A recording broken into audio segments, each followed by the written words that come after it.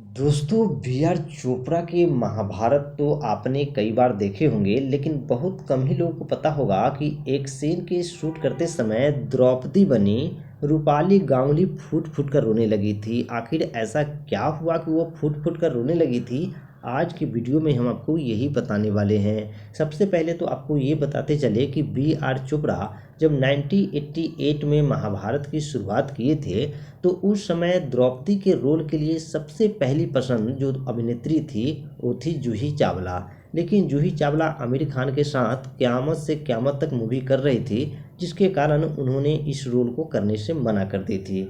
इसके बाद बंगाली एक्ट्रेस रूपाली गांगुली को ये रोल चला गया और उन्होंने इस रोल को इतना शिद्दत से निभाया कि आज भी बी आर चोपड़ा के महाभारत जब लोग देखते हैं तो द्रौपदी के रोल के लिए रूपाली गांगुली को आज भी याद करते हैं। लेकिन इस रोल को करते समय रूपाली गांगुली काफ़ी ही ज़्यादा इमोशनली हो गई थी जब उनका चीरहरण वाला शूटिंग हो रहा था। दरअसल इतना ज़्यादा इमोशनली इस सीन के साथ टच हो गई थी रूपाली गांगुली कि शूटिंग समाप्त होने के बाद भी आधे घंटे तक रोती रही। खैर, किसी तरह से वहां पर उपस्थित जो क्रू मेंबर थे उन्होंने रूपाली गांगुली को समझाया कि दरअसल इस शूटिंग का सीन है, कोई रियलिटी नहीं है। तब जाकर द्रौपदी का रोल कर रही रूपाली गांगुली चुप हुई। उसके बाद तो आप जानते ही हैं कि ये रोल ने उन्हें अमर ही बना दिया। आज भी रूपाली गांगुली को अगर किसी के लिए जाना जाता है तो उनको द्रौपदी रोल के लिए ही जाना जाता है। इसी तरह बी आर चोपड़ा के महाभारत में अभिमन्यु के रोल के लिए सबसे पहले गोविंदा को कास्ट किया गया था, लेकिन गोविंदा की मां नहीं चाहती थी कि अभिमन्यु का रोल गोविंदा करे।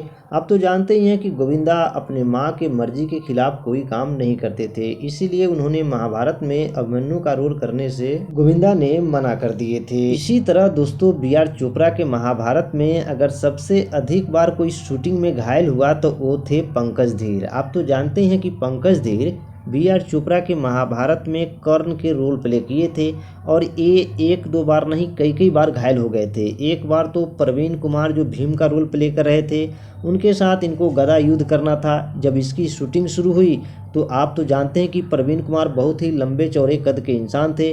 उन्होंने रियल में एक गदा इनको खींच दिया था, जिसके कारण से पंकज धीर कई दिनों तक बिस्तर पर पड़े रहे थे।